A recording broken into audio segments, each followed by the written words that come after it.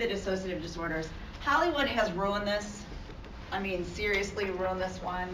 Take anything that you think you might have known about these disorders and delete it, because most of what was in popular culture and most of what TV and movies show a combination of a bunch of different disorders now.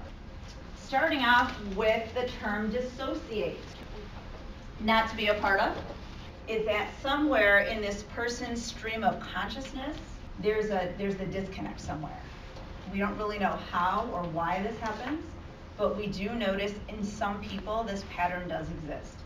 It doesn't seem to be something that we can pick up on imaging. There is some type of disconnect on some level of consciousness that we're not really fully understanding yet, but we definitely see this. The person has breaks in how they perceive information, or they'll have maybe breaks in their memory. They don't remember things happen and they didn't even notice it. Nevertheless, dissociation appears to be different from that zoning out that we do sometimes. Impact either our memory, our experience, or our emotion. We all forget things. That is completely normal and natural. So this goes beyond typical everyday forgetting. Amnesia is memory loss. So where a person just truly cannot remember something. So what happens when someone has dissociative amnesia is, for reasons of dissociating, they do not remember full parts or even smaller parts of their existence due to this break in consciousness. There's actually 3 different explanations for dissociative amnesia based on the DSM-5. One is the inability to recall autobiographical information, usually after a trauma. Not all people experience trauma develop dissociative amnesia. But when we look at people who just develop dissociative amnesia, generally it's in response to something highly traumatic. So the DSM also talks about 3 different levels. And the first one is called generalized dissociative amnesia. This is where a person cannot remember their identity and entire life history. You can imagine that Hollywood loves to play with that one. Oh, yeah. Has it happened? Yes. Do we have case studies of some of this? Yes. But it's highly unlikely. Selective dissociative amnesia is where a person cannot remember part or an aspect of an event. And then the other one is called localized dissociative amnesia, is when a person cannot recall an entire event or a period of time. Okay? So the whole thing, which is super rare, a part of an event, the whole event, or a period of time. Sometimes we see in PTSD, which we talked about previously, sometimes we see dissociative amnesia. The research is pretty clear. Exposure and discussion is necessary for healing. Fear is, I will spiral so far down that I will end up dead. I'll never be able to live with myself. We call this dissociative amnesia. What did Freud call this? He called it repression, but this is exactly what it is. We just renamed it and repackaged it and put it in the DSM. So dissociative amnesia is just that. It is an inability to recall autobiographical information, either the whole thing, small parts, or events. The DSM-5 gives a prevalence about 1.8%. We do see a gender disparity here. So it's about 1% for males, about 2.6 for females. Total is about 1.8. Soft impairment is required. Stuff that we forget, I'm sure there's a ton of stuff I've forgotten in my life, but it's not impairing my daily living at all. So it's not amnesia. It's not dissociative amnesia. The whole point of this is, while some traumatic event was going on, the person dissociated. Okay, there was a disconnect in their conscious awareness, and usually it's because whatever was going on was so heinous, really invoked such strong emotions that there was a problem now in recalling it. Okay? And actually, when we look at the brain chemistry of people who've experienced trauma, there's definitely a biochemical explanation for this. I'm going to give you this phrase. We say our issues are stored in our tissues. The lower parts of our brain, our amygdala, our hippocampus, still remembers the event. So because it's still in some level being processed, problem with declarative memory, but non-declarative memory is still intact. In our field, we believe it will seep out eventually. Sometimes in its true form, sometimes in its form. Major depressive disorder, generalized anxiety disorder, eating disorder, whatever.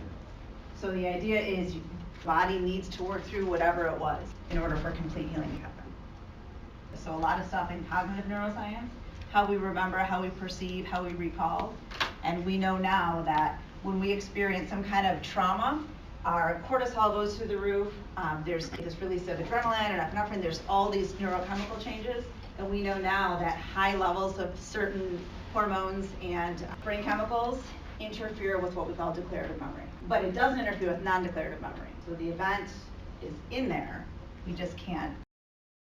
We have to specify with or without dissociative fugue. So the word is fugue. The person kind of wanders away. Suicidal and other self-destructive behavior common in individuals who meet the criteria for dissociative amnesia.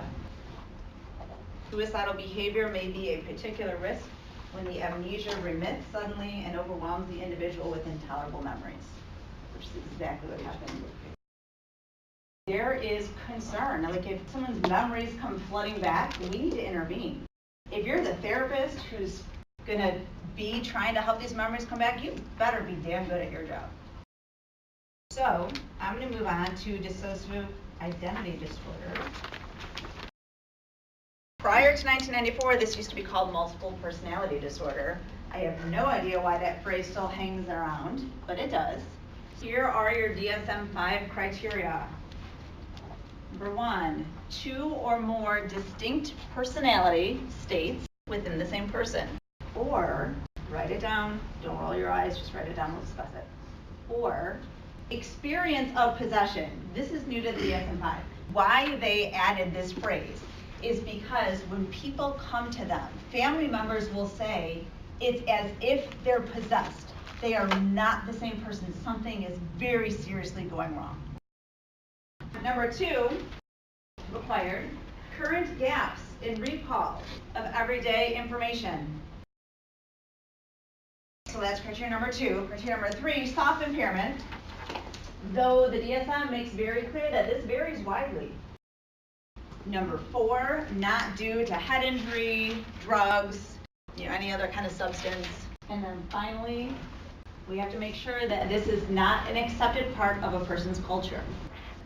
There are times when kids will have this friend that no one else can see, that they actually talk to and respond to, or sometimes they act like. Some kids do that. So we're not going to talk about idiosyncrasies of childhood.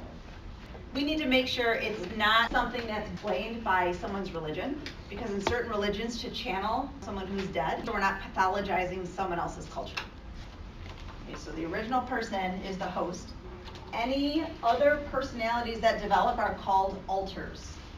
Now, the DSM used to say that the host has to be unaware of the alters.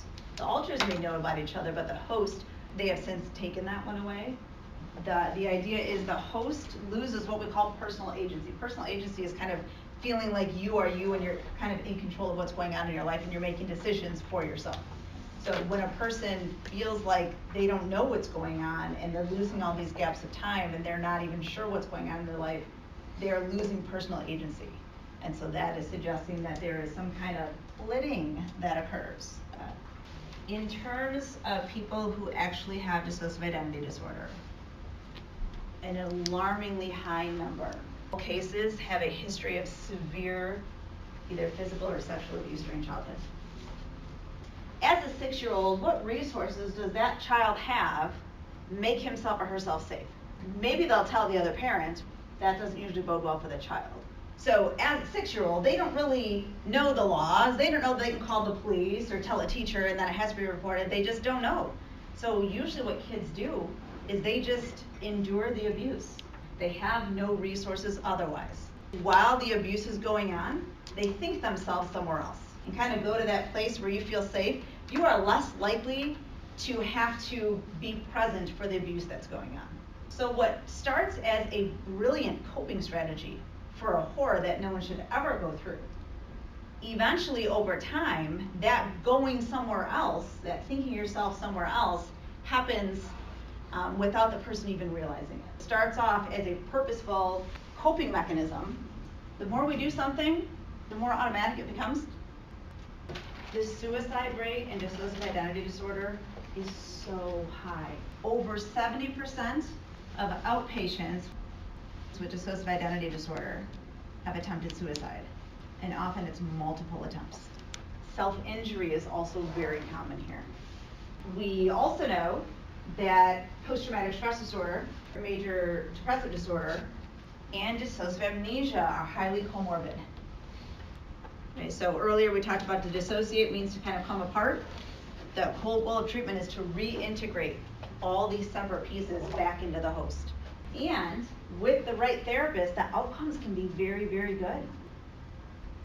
Okay, so they're the biggest risk to themselves because of that suicide attempt and suicide completion, and self-injury is so high. How is there to entertain us, not to educate us? You know, so medication for dissociative identity disorder, it's not even approved. There's no medication you can give someone.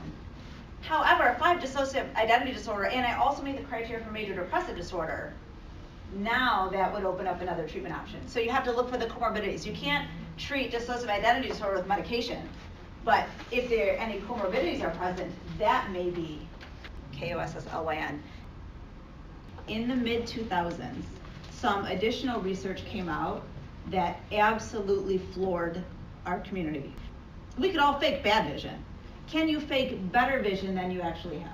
So what they found in some cases of dissociative identity disorder is the host visual acuity was poor, but the alters were far better than the host. So holy shit. They're trying to figure out if there's something different about the host and the alters that's objective. This visual acuity difference, this is objective. They also found that there were cases where the host was an insulin-dependent diabetic and the alters had no need for insulin. So what the research is suggesting, like the neuroscience research is suggesting, that when we're in extreme fight or flight, might we have a difference in visual acuity? Yes. Might we have a different endocrine response? Might we have like different pain tolerance, all these? So what the neurosciences are saying is these personality states, they clearly exist for some people. The thought is maybe the alters are extreme fight or flight states, and the whole physiology is different. We don't all agree on things in the field. That's fine, that's healthy actually. It's people talking and thinking. So, interesting stuff, huh? Questions, comments?